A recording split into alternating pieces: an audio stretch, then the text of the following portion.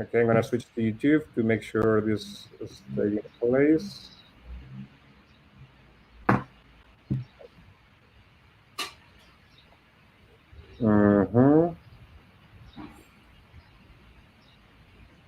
We're supposed to be live, but okay, I'm gonna switch to YouTube to make sure we are live.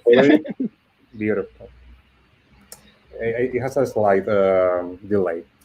Okay, so welcome everyone to today's session, Product Time Madrid. Today, as you may know, is World Product Day. This is your day. This is the community day. And here we have John Cutler, which, as you know, is a world-leading voice in the community that is joining us today to discuss a very interesting topic. And we have Federico, which is also collaborating to set up the stage. Just very briefly, as you know, Minded Product and Product Tank is a worldwide community that tries or aims to bring product people together to share their thoughts, their experiences, and grow as a group. And today is about celebrating that and diving a bit deeper into some very interesting topics. In particular, we're going to be discussing how to focus on impact from John's broad experience and perspective. Why is that meaningful? How to do it?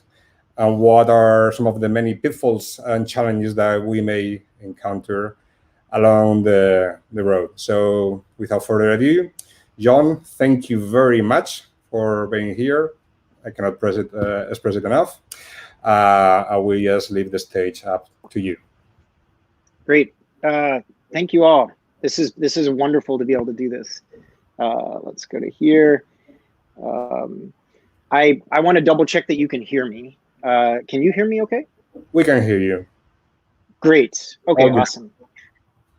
Great, and you can see me. I'm in my garage. I have a 2-year-old, and the only quiet place at the moment is in the depths of my garage with the cleaning materials on the side. So anyway, this is the new reality at the moment. So I'm extremely, extremely grateful to be here. And the talk today, what I think would be a great way to discuss this is actually take you through my own personal journey to thinking more about impact in product development, product management, and to use a mini retrospective on a blog post that I wrote probably 4 years ago called 12 Signs You're Working in a Feature Factory. And use the idea of going back and looking at that post and then thinking about some things I've learned since then as a way to explore some of the topics around impact, because I've actually learned a lot in the last couple of years. And I think using this as a way to wrap our heads around impact and having, taking a more outcome focused approach in product would be helpful. And it's something I'm eager to talk about too, because I've learned these things and would be excited to share it with you. First, just a little bit about me. I work at a company called Amplitude. Amplitude does product intelligence. Our focus is on helping product teams be really impactful, right? And that's why I joined the company. Our product is product analytics, but we really think about it as making teams and companies super effective and helping them help their customers. You can reach me in these different places. If anyone wants to thank Amplitude for, I do all these talks and stuff and don't do my other work, let them know on Twitter or something. Would be super helpful to do that. And I do some writing. I have all 500 of my blog posts, or 420 of the blog posts at cuddle.fish. I moved them from Medium for various reasons. And in 2020, I'm also doing an experiment with Substack, which looked kind of cool. I'm writing a post a week, so you can find it there. But let's back up for a second. My role at Amplitude is a coach, and I do learning design, workshop design. I do some coaching internally, but mostly coaching externally with customers and prospects and the broader public. So I'm an extension of the product in a way, and my job is teaching. And a lot of people see product evangelists and they think, well, you should be talking about Amplitude all the time. That's actually not the focus of my role. I think it's an amazing product. And I would use it if I had a startup in 2 seconds. That would be the product that I would use. But my role is focusing on the sort of surrounding systems and ideas that can help teams take the shifts to be more impact focused. And then products like ours just become something that you would use. You just have to end up getting our product. So that gives you my background, my role at the moment. I have a background in product management and UX research, and business analyst stuff, and some music things and things thrown in. That's more about me. So let's jump into the talk. I hope you find this format helpful as a way to discuss impact and discuss what we do. But I want to go back 4 years ago and tell you sort of a funny story. This post that I wrote, which was called 12 Signs You're Working in a Feature Factory, maybe Fede can put it in the chat if there is a chat for the thing so people could find it if they want. I was participating in a Medium research study, a video diary study for medium.com. And my problem at the moment then was that anytime you did a post that had a number in it, it would have 10 times more views, right? So, if you wrote, 5 ways to destroy your product, that would get lots of views. And then if you did a very passionate post where you get a nice poetic title, no one would read the post. It's very annoying to me. So the backstory for this post was that I said to Medium, I said, well, I will write a post and you'll see this will do a lot better than the other posts. And so I wrote this post called 12 Signs You're Working in a Feature Factory. And it's probably why I'm talking to you here today. It was a very lucky thing in my life. I wrote this and a lot of people read it and have shared it. But so I proved Medium that I was right. And in the process, I wrote this post. But the whole idea of the original post, it was called, is identifying whether you were working in your feature factory. And it was symptoms, right? That, for example, there's no measurement, you would shuffle teams. There was success theater, which is sort of talking about how great everything is, but you don't know if anything's working. No one could connect their work to any metrics. There was sort of an obsession about prioritization, but not about whether the work had any impact. Your work was really big and you couldn't experiment. So you get the idea, right? But the important point with this is that I realize now in many ways, like this is just one of those posts that it's sort of obvious. If you've done product development and if you've worked in a company, you felt almost all of these things at some point.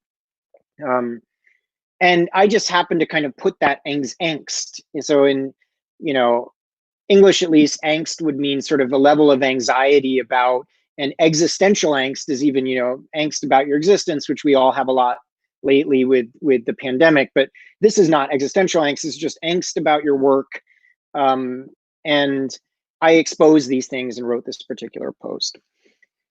So I learned the other day that someone had a Slack channel at their job called Cuttlefish, where they put my posts. They were able to go all the way back to this being the first post in that channel. So that's a little worrisome. It feels a little stalkerish, but at the same time, it's pretty flattering to do that. The number one thing I learned when I wrote that, and since then I've had hundreds of conversations, maybe thousands even. I mean, it's my job now. I talk to teams every week.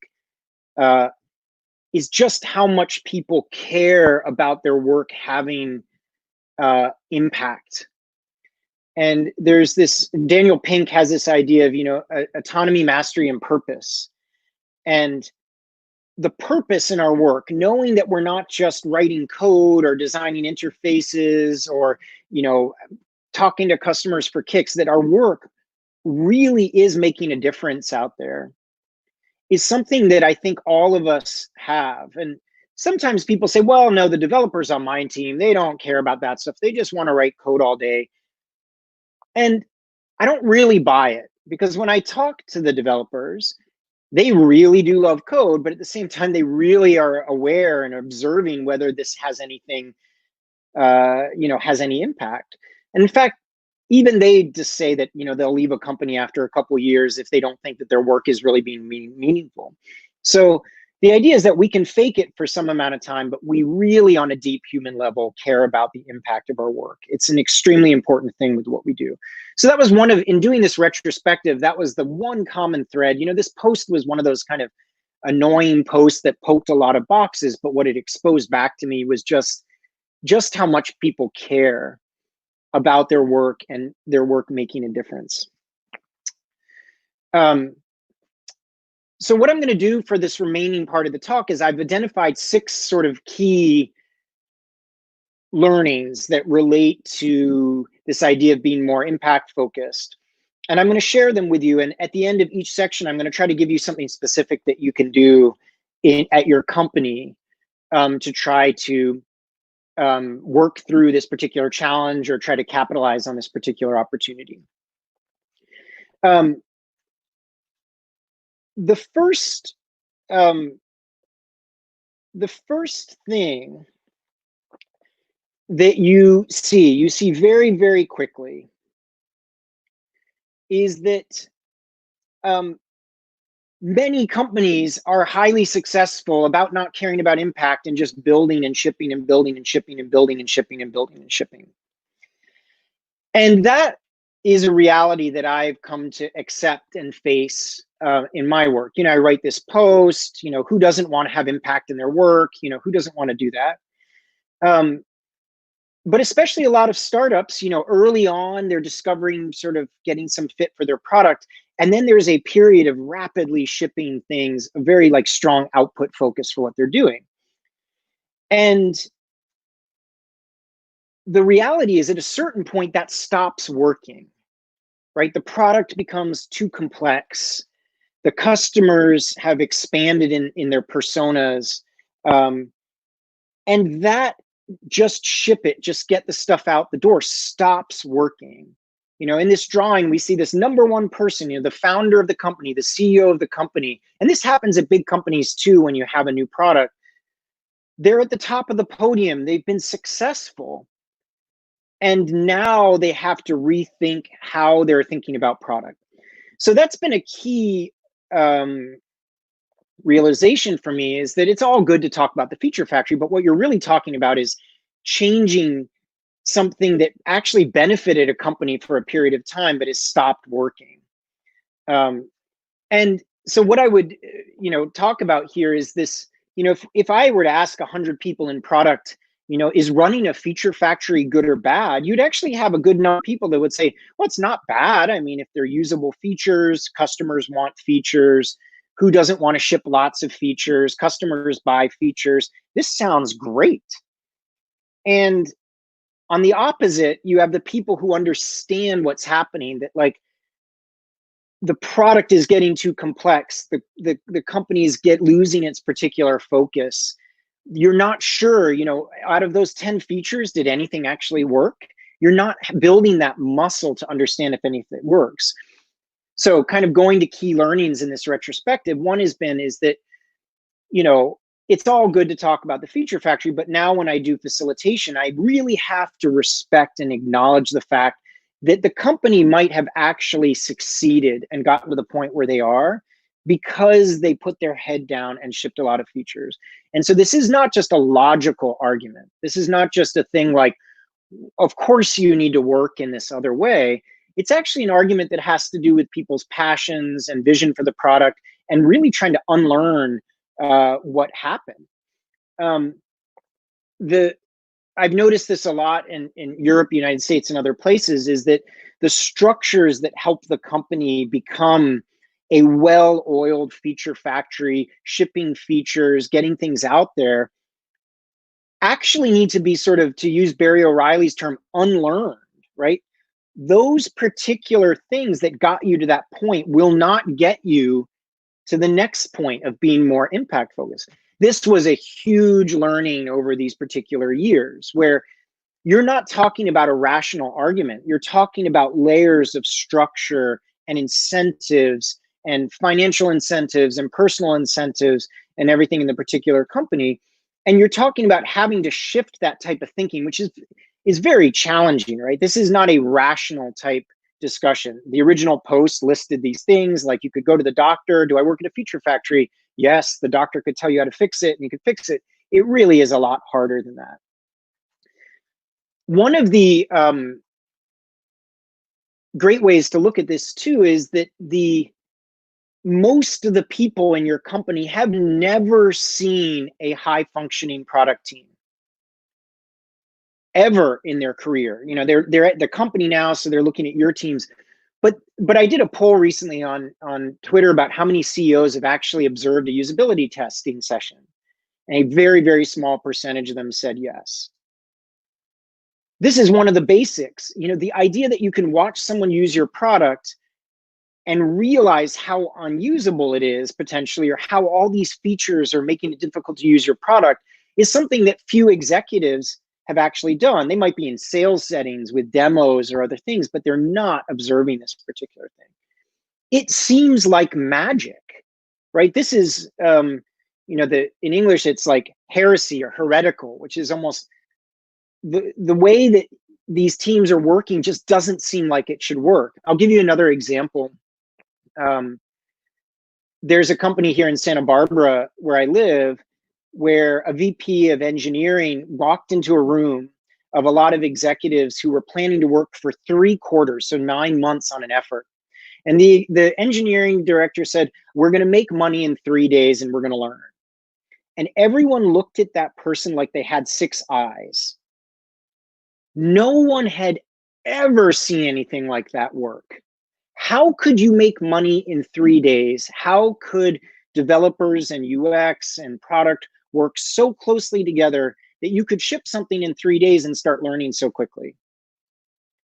And luckily, that person had a lot of capital in the company and said, give me 3 days. Isn't 3 days worth the 9 months you're going to spend on this? Let's just see. And in 3 days, they were actually earning money and learning from customers directly. But back to the point here, no one would ever believe that's possible. Final example, there's a company in government in Northern Europe that's an Amplitude user. And because of COVID, they had a situation where the developers, designers, and lawyers were working together on the call at the same time to ship a feature to the population of that country so that they could start receiving money. And they were all on the call at the same time, and the developers and designers finished the feature before the lawyers had finished the law. And they said never in their 30 years, they had a lot of experience, never in 30 years would they ever imagine that a team could work that closely with legal and try to get something out there in the world. So the big picture here, the big learning for me when I thought about this Feature Factory post was, John, you're assuming a lot.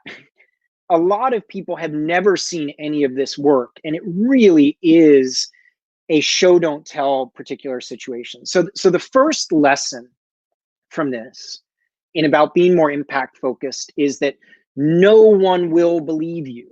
You have to accept that. And if you're going to do something where you want to experiment with a new way of working on your team and show that a team could have, you know, most people have never seen a product team create a multiple for the business, you know, where they've 10x'd the success of a particular product. They know it kind of happens and they think it happens at Google, but they've never seen it with their own eyes. So the first thing you need to do is you need to show, don't tell. You need to understand that people will think that you're crazy. It doesn't sound like a positive thing, but trust me, once you embrace this, it becomes a little easier. The second key learning that I had in my retrospective of the Feature Factory post is that there is a massive difference between measuring to learn and measuring to conform, or to prove, or to justify, or to grade, or to rank. And I think a lot of people, engineers especially, read the Feature Factory post and they said, aha, this sucks. I work in a feature factory. If we could solve this problem, I could show them, you know, that their strategy is wrong, or all the conversations would be settled by data, or all of these, you know, we would no more hippos, you know, the highest paid person's opinion. Well, here's the retrospective item. That's not right. In fact, if you're working in a more impact-focused way, you need more trust, more safety. You're going to learn more uncomfortable truths, and you're going to have more uncertainty about your product than you ever thought. It's super important.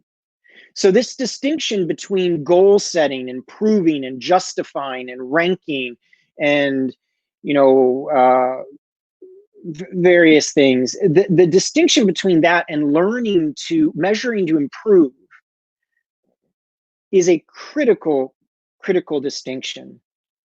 And the sort of anti-pattern is that people would read this feature factory post and say, oh, we need to be outcome driven. And so they would say, everyone, we're going to use OKRs because Google did OKRs.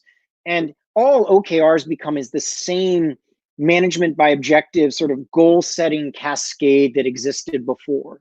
No one has embraced this idea that you need to learn and improve and learn and improve and learn and improve. I was talking to a customer of Amplitude recently, and they were having a session where design and developers and product were all iterating on some measurement on a dashboard in real time. You know, what worked? What does the data say? What do we need to learn? Wait, I think we can test that. What does the UX research say? What do the customer calls say about that? There was such a collaboration happening, and that's what you're trying to do. The learning for me was that people read the feature factory post again and thought, aha, we're going to settle all ties, all debates are going to be settled, and then things are going to be fine. Well, the reality is that's not the case. Two very, very good examples of here is the OKRs and A/B testing. So especially at Amplitude, you know, we'll talk to maybe a business-to-business product and they'll say, oh, we can't use Amplitude because we can't do A/B testing.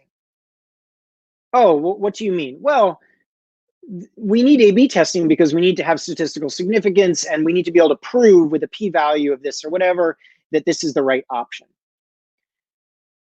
And I kind of get confused and I look and I'm saying, well, you know, A/B testing is not the only approach to measurement. It's certainly like experiments and structured experiments are definitely one thing you can do. But are you telling me that there's no need to reduce uncertainty whatsoever in your product decisions? What's good enough? Well, we need A/B experiments to be able to prove it so that because the executives always want to change what we're doing. It's a perfect example of what I'm talking about. A/B experiments are not going to save your particular company. A/B experiments are a tool. A/B tests are a tool that you use in the right settings. Similar things to, that's a hippo, by the way. If you don't know, hippos are crazy creatures. They can swim incredibly quickly. If you're bored, just Google hippo swimming and look at the video of how fast a hippopotamus can swim. They're incredibly scary creatures to do things.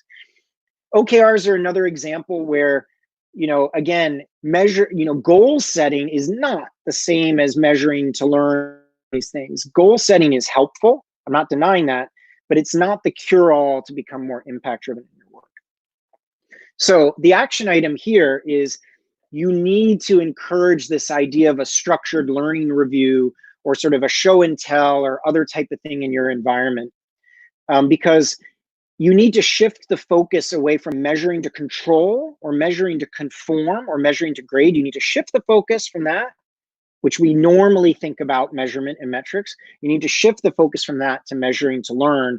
And the only way you can do that is if you actually start building the muscle of sharing your efforts with the company and what you've learned. That's how you will show, not tell, instead of this other thing. So hopefully you all can hear me and everything's working out. I'm not talking to the sky. I'm sort of in the zone here in my basement, but sorry, I'm just reminded of all the cleaning products. Our president of the United States said you could consume cleaning products to beat the virus. So that's why apparently I'm worried about those things. Anyway, the next thing you learn, and the next thing I've learned since that Feature Factory post, is that this is not easy. Even under the best circumstances, even if you have psychological safety, even if you have trust, you have support, you have stability in the organization, you do not graduate college or you do not get your first job as a product developer and somehow magically learn how to be more impact focused. It is way easier to just ship features.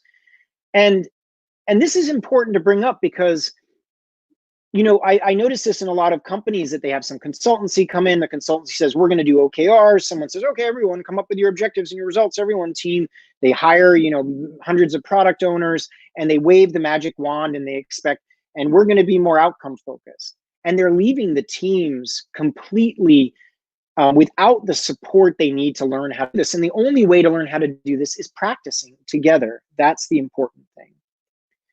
All of these things take practice. And again, this is stuff I didn't mention in that post, right? The post was just that stupid list, right? But you need to create an environment where practice can happen. You don't just suddenly become data literate. Our best customers at Amplitude do not one day snap their fingers and have the perfect dashboard because they figured out every question they need to ask in advance. That's kind of why our product exists, right? You have to learn how to ask better questions. You have to learn how to talk to customers. You have to improve data literacy. You need to challenge your assumptions. You need to learn how to kind of shape the work and think about outcomes. And you need to go through this loop over and over and over again as a team for months or quarters or years to become good at this. So when I say that, sometimes a CEO will say, oh my God, I mean, we can't wait for 3 quarters to become good at this. I mean, we need to pay someone right away. Why can Google do it and we can't do it, or whoever? And that's a very short-sighted view to this, because anything takes practice. And this working in this way is not any different into that thing. Also coupled with this problem is the idea that sometimes the most experienced people in your organization, they remove themselves and they sit to the side and they do the hard strategy work and they do the hard, you know, outcome driven work or impact driven work. And meanwhile, the teams are left to quote unquote build and execute. And that's an incredibly bad way to learn, right? There's no way that the new graduate or the product and the engineer is going to learn how to navigate being more impact focused if this other group, a strategy group or the VPs or whatever, do this in a back room and then drop a list of features on them. This is kind of the heart of the feature factory. This is what, you know, it's funny. I was talking to someone about their company, say we work in a feature factory. And I said, are you sure? And it turned out that they didn't. It was just another group of people in another part of the organization who were thinking about outcomes, and no one had ever told the teams what they're doing, right? So the important thing to think about with this is that if you are more experienced and you're watching this, is to think about how you can work alongside your team to show them what it's like to ask better questions and to think about kind of shaping the work and thinking about what you're doing. Because if the experienced people are not next to the people trying to do the work, there's no way that they can learn. It's important. So the action item there is more side-by-side practice, more starting together. That's really what we're looking for in this, instead of kind of doing this in a particular silo. Another thing that I completely left out, and honestly wasn't really on my radar 4 years ago when I wrote that post, or 3 years ago, was the impact that high work in progress has on every single item in that list of feature factory symptoms. Every single item. And this is important because I now coach companies and they say, well, we want to be more impact focused. And I say, well, show me the work in progress. And I realized very quickly, there's no way they're going to be more impact focused. So when everything takes forever, no one's going to have the patience to experiment. So if leadership only sees nothing getting done, no one will have the patience to start together or to do a learning review. Our instincts are to kind of work around the problem when there's too much that we have. And there's no way, and I'm not going to go in depth into this chart, but just imagine, right? When work in progress goes up, throughput goes down, time to deliver goes up, time to realize benefits goes up, outcomes goes down, team morale goes down, opacity goes up, lack of confidence goes up, distrust goes up, outcomes go down. Then suddenly you have a middle management layer who are playing Tetris with the particular teams. And even your best intentions to try to have the space to think about outcomes will not come true. I use this example of playing Tetris because I think it's a great analogy. That this idea of Tetris is that you're trying to optimize for the busyness. You're fitting all the pieces into the team to make them as busy as possible. And when you're playing Tetris, there's no way, you know, when the data scientist says, I think we have a new model here that we need to work with. Oh, I'm sorry, team's on the next project already. Talk to us in 6 months. And I'll share with you the best quote I've had in the last year or so is a team said, we know something's working when we work longer on it. Think about that. What would it take in your organization to be thinking enough about impact that like you would know that you're working, something's working when a team has the space to work longer on it? And that's like a fantastically different change in perspective. But you can't do that if work in progress is so insanely high. A key learning, or again, remember this feature factory post and everyone reads it and says, oh, my manager sucks. And, you know, my company doesn't work this way. We're behind the times or whatever. The very important thing to realize when you go back to that diagram, when we go back to this diagram here, is that this is not an individual issue. This is a bunch of individuals locally doing what makes sense, but causing this problem of high work in progress. So I think that the key thing there is that the original post dug into the morale problem that we talk about, but it's a mistake to think that this is just one bad manager or a crazy CEO. Everyone has a part in this system that encourages too much work in progress. And so that's kind of a vital learning that I never included in that original post. So this is very simple. I know it sounds, you know, too simple, but one of the tricks here is to visualize the work. And if you're involved in product, is to visualize the work at the mission level. The mistake I see in company after company is that the company has a visualization of tasks and projects, but there's no visualization of the missions or outcome focused things that those individual items, quote unquote, ladder up into. And this is a great example of, you know, hundreds of engineers are using this physical board, which you could create in Miro or another tool to understand. So in Amplitude, we would see that every one of these pieces of paper might have a notebook or a dashboard associated with it so people could start to understand the data. One of the funny things about this image is that the typing time, you know, engineers going click, click, click, click, click, is only one small portion of this. It's about 1/6 or 1/5 of this board is actually people typing. And that's why you need to visualize at the program level. Okay. Missing from the feature factory post completely is the idea of strategy. I don't talk about product strategy. No one would even know it exists from that particular thing. I've been pretty involved with product strategy now for, you know, a couple years, but it wasn't in that particular post. And the reason why that's important is that if you're not able to tap into or coordinate this work as part of a cohesive strategy, and I see this a lot, I see individual managers or I see individual teams trying to be more impact driven in their little circle, but the product strategy is way over here. In fact, the product strategy may not even exist, or the product strategy is a roadmap. By the way, a product strategy is not a roadmap. And so what you see is that I've noticed that this is a really integral part into this sort of equation. Now, why is it an integral part? Because, and Josh Seiden talks about this to an extent, Melissa Perry talks about this, Teresa Torres talks about this. This is not a new concept. But if your languages around outcomes in your business have no connective tissue, you know, someone over there is talking about revenue, someone's talking about churn, product is talking about delights, or product is talking about outcomes, meaning new customer behaviors, and there's no common language between those things, no one will care about your product outcomes because you've not created an overarching strategy or shared language. I almost think of strategy as a shared language around value. You've not created that shared language and your efforts will fail. Product is essentially a bunch of good decisions layered on top of each other over time. And if you have no way to create a story or a narrative using the same language around that, then it becomes very, very difficult to care about outcomes in your work. So what do I mean specifically about this? It's easy to talk about strategy. Strategy is a big thing.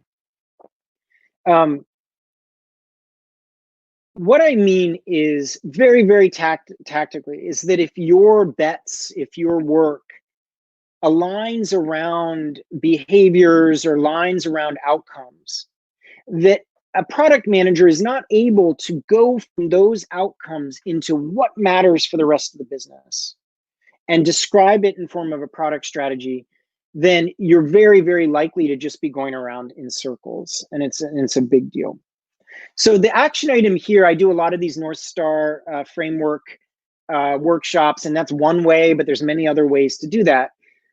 You need to focus your efforts on building a shared language around value and outcomes that spans outside of product. And you need to do that almost, you need to do a lot of stuff at once. But again, the Feature Factory post didn't even get into this. But number one, when I start working with companies now, I start working around this shared language. Before, even if they are in a feature factory, you can still have a product strategy and you can still have bets, you can still have that and be in a feature factory. You're just making it more clear, you're moving the mirror and you're shining it back on the organization. So that was a huge learning for me and something that I missed out on the original Feature Factory post. So the sixth item is very simple, and I would just call so what. So in a lot of organizations that I see trying to take these efforts to be more impact focused and talk about outcomes for customers, the pendulum goes in their direction and then it swings back hard in the other direction. And why? It kind of goes to what we just talked about. So what? What does it mean for marketing? What does it mean for sales? What does it mean for support? Why does this matter? Why is working in this way creating better outcomes? It's funny because I call this thing this feature factory and I gave it a name, but a really interesting dynamic is where people in their companies say, we have to work like Intercom. We have to do whatever. Why? Well, Intercom's really good at what they're doing. I mean, they're doing whatever. They've got these briefs. They've got whatever. Why? Why should I care? Well, because it's the right way to do it. And Intercom did. No one cares. You care about that. No one cares about doing John Cutler North Star framework or Teresa Torres outcome tree or solution tree or whoever. They care about why it matters for the business and how will it improve sustainable growth in the business and create happy customers and doing those things. Optics matter. And I say that as someone who hates the word optics. I hate the idea. To me, this is not success theater. To me, this is, if you cannot explain the why, and if you cannot communicate and explain why working in new ways with product are not going to benefit the particular business, you're not going to be successful in what you're doing. So here's the reality. No one ever got fired in a company from delivering a roadmap that everyone agreed to. Why fire the person? We all agreed to the roadmap. Bad luck. Let's just ship the next year. Let's do the 2021 roadmap. We just have to try harder next time. No one ever got fired from a company from doing that. So the safe place is to have everyone agree on features to build and then build them. And so if you're going to come up with a better way of working, you have to be better than the safe way of working. Meaning you have to create outcomes and you have to share them with the business and you have to be an evangelist for why this is a better way of working. So hopefully this makes sense. Completely missing from this Feature Factory post. In fact, the Feature Factory post says stuff about success theater and it makes it look like, maybe this type of work is unsexy work and why should we have to do this type of thing? But now in working with lots of companies, you have to explain the so what. It is not about doing X. It's about why you're doing X. And that's extremely important, especially if as a product team, you're hoping to take longer bets that will only see value materialize over time. Back to that cake example. If you're going to do if you're going to advocate for those types of bets, you better be amazing about explaining the risk involved, why it's worth it, and what you're learning and your journey towards that. Because the company is taking a huge gamble on working that way. Like I said, Everyone understands shipping a roadmap that was decided a year in advance. No one understands this idea that you could take this long learning bet that will evolve over time. So the key thing here is you have to move beyond intellectualizing outcomes or feature factory or whatever. You're not doing opportunity solution tree. You're not doing lean UX. You're not doing any of these things. You have to understand the why, and you have to be able to demonstrate to the company why it's important. And this is, in meeting many, many teams that were inspired by that feature factory post and seeing ones that have been successful and not so successful, this is probably the critical factor for that. So let me summarize, and then I can answer some questions. Remember, everyone thinks this is magic and no one believes it. So you have to show, don't tell. You have to shift from measuring to control to measuring to learn. And that starts with you and what the learning that you talk about with your team. If you're more experienced, you can't decide these things in a back room. You need to get out with the teams and showing them what this messy work looks like, so that they can learn. You need to visualize work on the program level so that you can understand how work in progress is maybe impacting how you work. You need to create a shared language around strategy with North Star framework or other similar type of thing. There's many ways. You could contact me and I could give you some advice there. And you need to make this not about outcomes over outputs or whatever way that you have in mind, because no one cares. People care about the outcomes. It's funny, I remember saying to a CEO, what do you think about outcomes over outputs? And they say, John, for the last 30 years of my career, I've been caring about outcomes.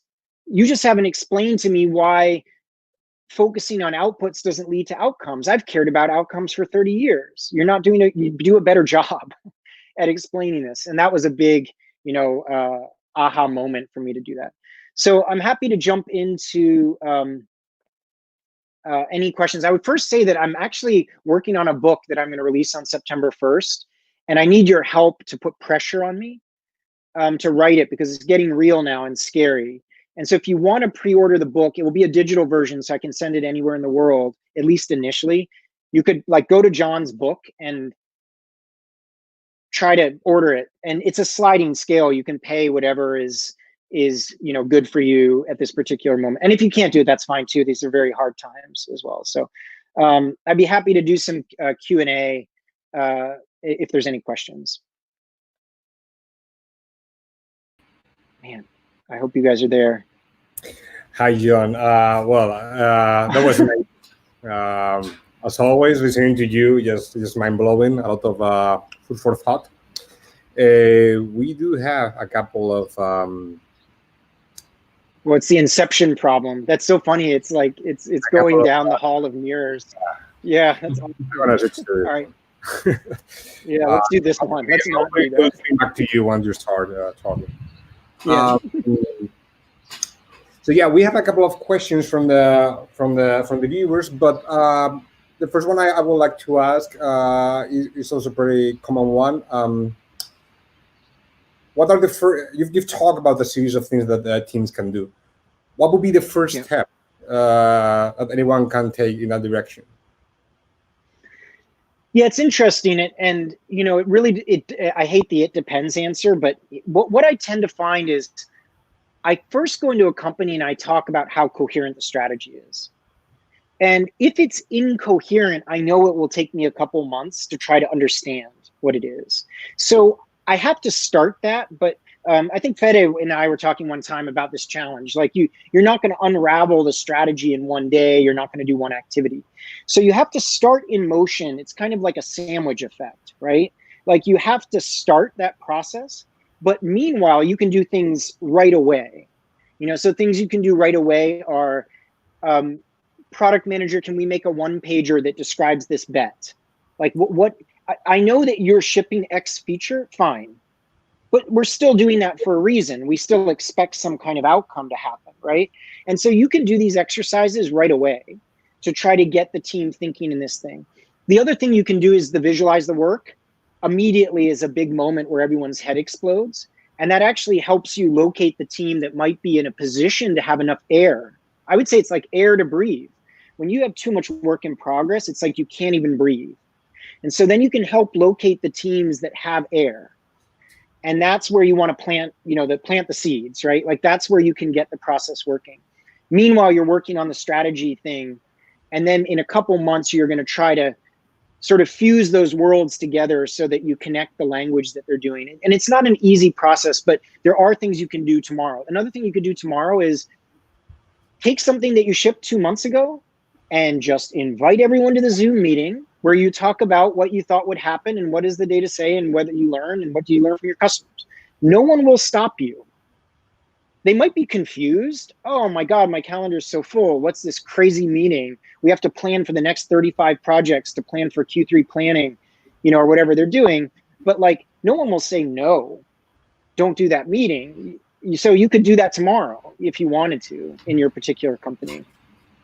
We were discussing before to start everything, before you join, John, that particular thing with Pablo. So I've seen, for example, in many organizations that the first thing that the people are doing is to try to look for opportunity. I mean, any opportunity. Maybe you are not doing, something right now, and you want to take the advantage to start saying, hey, let's try to focus this piece of work in another, in another way or from another perspective. Or maybe there is an opportunity to, I was talking to Pablo before saying, today I was talking to the team and saying, hey guys, are you sure that the work that we are delivering is, it's scalable? Every single thing can lead to a particular, I don't know, I don't want to say hack the system, but any particular input that can make the people think on another direction that different than the one that they're, going towards. Yeah, and it's interesting. I gave you that COVID example with the Northern European government. And they said something that will change how I view this whole world forever, really. They said, we've been doing work on this for 3 years. And we've been building resiliency, and we never saw the outcomes. We've just been chipping away. And this last week was all of that work. We thought it wasn't working. We thought that having, the developers and designers be friends, or the conversation I had with the lawyer about this thing, or thinking about new infrastructure, or how are we going to do measurement, like thinking about products like Amplitude, all of that work made that moment possible. And so often with change management, you don't know, it's like product, crazy. Like this is kind of what I was talking about, measuring to conform versus measuring to learn. We can make 20 bets with change, and 10 of them will work, and only 2 of them will work in the near term, and 10 of them will take some time. I always remember the story of the engineer who did what I said, who just suddenly invited everyone to the Slack meeting and said, I'm going to talk about the feature. And that took a year of talking to that person about that. So you never know what's going to work. So you have to kind of try and be aware. I mean, some things I know will work if you focus on them, but in general, this is hard. Change is pretty hard in general. I just want to ask, and then we have a couple, as Pablo said, we have a couple of questions from people, but I just want to mention something that you said. I mean, you always, talk about, or, make reference to this success theater. Do you think that things, or that, a symptom of the success theater could be, for example, like, since, people are focusing on delivering different features, the stakes are so high, and then we cannot afford, the thing to say, guys, this is what we are doing. We are not even questioning what we are doing, because we know that, we are so much put in the game that it's such a human problem. This is the problem with me saying success theater, and everyone's like, yeah, success theater sucks. But I mean, come on, if you have a dinner for 15 of your friends and it's not the best dinner, everyone says that's the best night I had. It was so good. I'm missing seeing my friends, right? But so I think one realization is success theater is like high work in progress. If you would apply it to yourself personally, we're all human, right? And so I think that the thing with the success, here's the analogy I would give. You, instead of attacking the existing story, create a story that's better than the existing story. You will never make friends in your organization by saying everything you're doing is wrong, or, the success theater is wrong. And that's the funny thing. People want good news. So the best way to eliminate the success theater is to give a better story. What sounds better than the success theater to do the thing? And that's been a huge realization. Hey, little man, come in and say hi to everyone. Come in and say, mind the product. Yeah, come in. Yeah, no. You can say hi. You can say hello. Okay. Hello, everyone. Oh, how's it Yeah. going? So good. So I think you want to go back to your mom. Okay. Oh, she was trying to see. Yeah, go back to mom. Okay. Oh, you're gonna see the moon? Well, it's kind of light outside, so I don't know how that is, but okay. Bye. Yeah. So I think that's been my learning with the Success Theater. It's like I took the wrong approach when I wrote that post. It wasn't a very human approach, and I feel I could make a much better post about that now than I did then. Mm-hmm. Great. Absolutely. Okay, we have a couple of questions from the audience. One is very appropriate, and we actually touched upon it a little bit at the very beginning, which has to do with COVID, being quarantined, being apart, and a certain way of doing things that has gone upon us, which are more tactical, are more time sensitive, counter collaborative. Mhm. How do we apply what we have been discussing in these times? Well, the issue I think is what was the culture there? It's a complex question, because let's say you had a very collectivist culture in your company, a lot of pairing, a lot of it was sort of different. European countries are different, but some by nature are very like flat collectivist. And I actually think that, interestingly, I think for those now they're remote, it's very difficult for them, because all the cues they had for that collectivism, but then they figure it out and they become really strong to be able to do these things. So Silicon Valley is a great example. Silicon Valley is very individualistic. So a lot of Silicon Valley companies were just like, hey, this is just like working in the office. You know why? Because everyone has their own projects, has their own thing, is working on their own show, trying to get their own raise, their own thing. And so I don't want to complicate the issue, but this has to do with the company culture and like so you could see things post COVID that seem good, but turn out to be tough for your company. And then you could see things that seem hard initially with the COVID thing that turn out to be great for your company. So you just need to be keeping the communication going and not falling into the trap of, just do what someone else said to do. Like even daily check-ins, like how did today go? How did our collaboration go? What is our style of collaboration? And I don't think there's a value judgment. I described the Silicon Valley company. Maybe that's their culture and they need to adapt in a certain way. And then maybe you're another type of company that feels completely uncomfortable with this new reality. And I think you have to talk about it. I don't have the magic answer. It's about countries, it's about companies, and it's about our own individuals in a very difficult time too. I mean, you just saw my son is there, and Sharon is texting me that she has to go and present to the board of her company, a 1,600 person, and she's the head of HR. So like, this is our reality right now. It's really difficult. Big deal. I'll tell her I'll be right there. Okay. It's the classic stupid guy thing to say. Okay, got it. Nice. We have another one, John, that is related to specifically to the role of the leaders. I mean, the CEO, for example, of the company. Well, this person, BJ, is asking specifically about, what does the CEO or maybe the leaders, those people should know, for example, more now than ever, the role of technology in this kind of period. But I think it's also related, for example, to the article that Mark Andreessen wrote like 10 years ago to say that software is eating the world. But what do you think, for example, in this case, like the responsibility of the leadership in this period, and also how to integrate technology more than ever now that we're all working mostly remote? Yeah, it's I think this is where it comes to sort of like there's understanding technology, and then there's of spending 10 years building.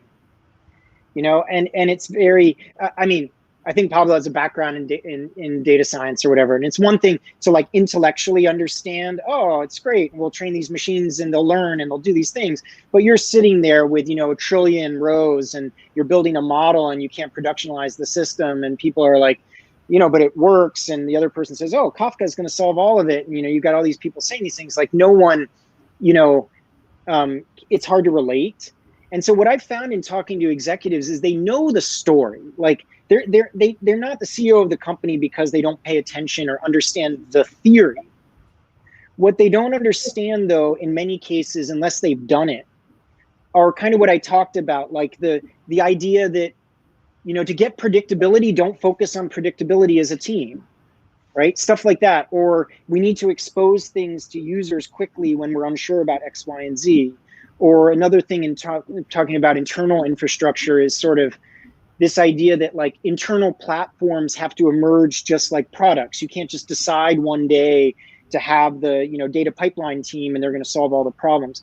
So I don't know if that answers the question, but I think they've read the Software is Eating the World. You talk to the CEO and says, well, disruption. They know those words. Your responsibility, if you're a product leader, is you have to guide them into the next level.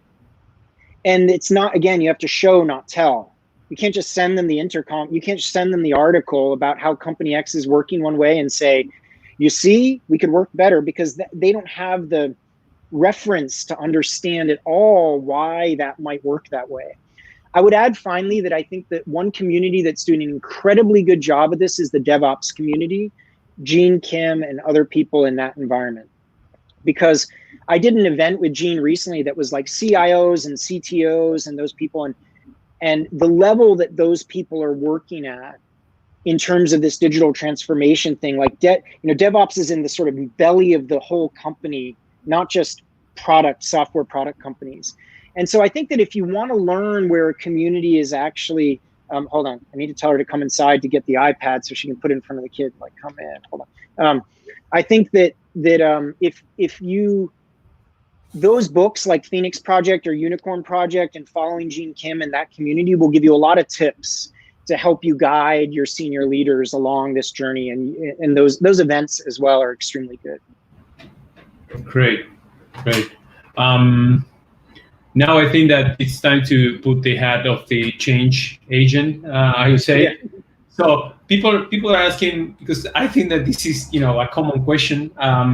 So how do you shift a company's culture from feature factory to impact outcome focus when some features shipped by the factory are still considered successful by the board of directors? Hold on, this is digital babysitter. Hold on, has to go. Okay, here you go. Okay, well, you want to say thank you? Okay, you're gonna go there and then watch iPad. Okay, just for 5 minutes.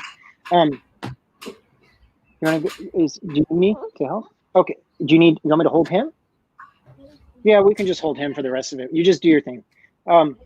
So the one thing that I would say about, oh, maybe not. There we go. He's gonna want to go down there. I thought it would work, but then they know that you're gonna. Bye, bye, everyone. Yeah. So I think that here's the hack, and this is what was wrong with the Feature Factory post to begin with, is that from I think the word first principles is overdone. Because if you ask 10 people in Silicon Valley what their first principles are, they're actually pretty different, and they assume that they're like, anyway. So from a first principles angle, the idea that sometimes you might make prescriptive bets, like build this type bets, there is nothing inherently wrong with that idea. And I would extend it to this, is imagine that you're a developer working on a team and you just want to try X. The mistake with the Feature Factory thing was that it assumed that you need to create the safety for those types of bets as well, right? The problem is not shipping features and people realizing that sometimes you need to ship a feature. The problem is the infrastructure and the culture around understanding whether that worked and trying to stay open-minded about it potentially not working and trying to eliminate those things. And this comes up a lot with internal products where people kind of want to converge on a technology. They want to have an idea. They're told you need to build a pipeline, it needs to do this, or you need to build, infrastructure that does that. And one of the point is that you could have a build this type bet, but you have to be able to explain how that bet maps into the common language of the company around value. So that's the critical step. And I think that I didn't make that clear in the original post, kind of made it seem all bad, but that's what I would say, that like, what if someone has an idea to build this? I mean, Spencer, the CEO of Amplitude, had the idea that he wanted to ship a certain article that we're going to ship today, and we wrote it, you know. But I'd say to Spencer, like, let's talk about the bet. Let's go back in 2 weeks and see if this article had the impact that you thought it would, right? Got it. Another for the more like a change agent. Alex is asking, could you share a success story on your coaching career? What you did to change the mindset of an executive to go from shipping to impact? Looking for inspiration to see how make it happen. Wow, nice challenge. Well, I think that yeah.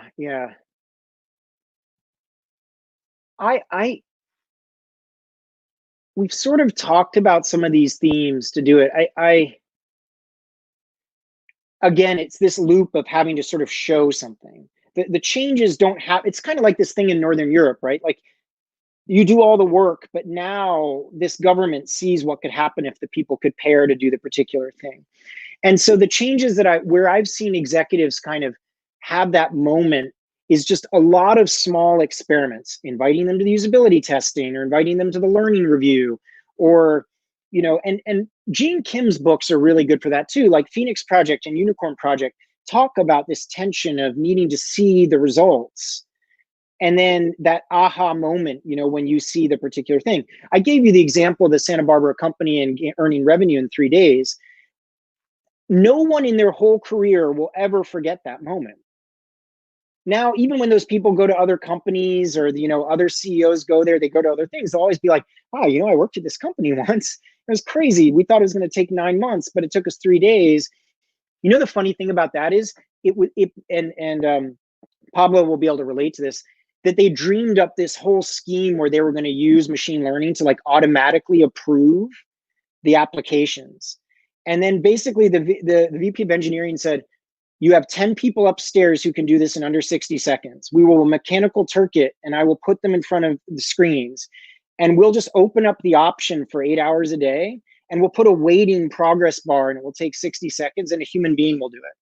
And then as we start to learn more about the messiness of the data and the humans and what they need, we'll start thinking about how we can supplement this with machine learning, or we can supplement it with it. So they literally had human beings do the application thing, and they were doing it. So no one will ever forget that moment, you know, about what that means. I don't know if that answers the question, but it's basically back to show, don't tell, invitation, not telling them that they're crazy or stupid for not understanding product, and really also respecting what they're incredibly good at. You know, the people you work with understand lots of things about markets and about business and about how money moves in these markets. You know, there's a lot to learn from them too, I would say. Yeah, use them like a leverage to, you know, incorporate more things into your job. That's great. Right. I don't think we have any other questions from folks. I don't know, Pablo, if you want to ask one to John. Otherwise, no, I'm mesmerized by listening to him talk, but nothing comes to my mind at the moment. Cool. Yeah, this was amazing.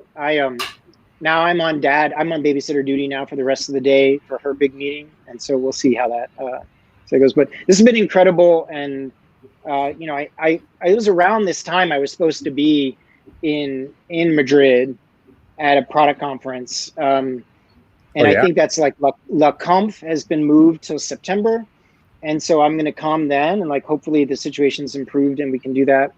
And yeah, I mean, also too, I learned the other day that there is a woman named Barbara who's actually like in Spain from Amplitude, and I didn't know that she was working there. So we might start doing more local events, and she can arrange those things. But you know, she's on the marketing and sales side, but she knows people in that community. So I didn't know that we have someone specifically doing that. So be more likely to be, you know, certainly you could contact her about Amplitude, but more importantly, like to come and arrange more events. You know, she's saying, oh, you got to go to Barcelona, or you got to do this other event, you've got to do these things. So there's a lot of opportunities there. Mm-hmm. Sweet. So yeah, La Product Conf, they are good friends of us. Oh, nice. There we go. It was going to happen around this date, so we'll have to wait for it on September. I will be looking forward. Yeah. Well, stay healthy, everyone, and yeah, something's going to happen. Fingers crossed for everyone in your family and things like that. So cool. I guess that the other thing that is left is to thank you again for your time and for sharing your knowledge with us. It has been amazing. Cool. My pleasure. Always good to see you. We're gonna share all the content, John, from your book, articles, and these kind of things on the details on the recording. Nice. Okay, great. Awesome. And to all our viewers, so thank you very much for spending time with us and for the questions. And we really hope you enjoyed this. And see you around. See you in Product Madrid and all the other product events. Stay tuned. Thanks, John. Bye-bye. Thank you so much.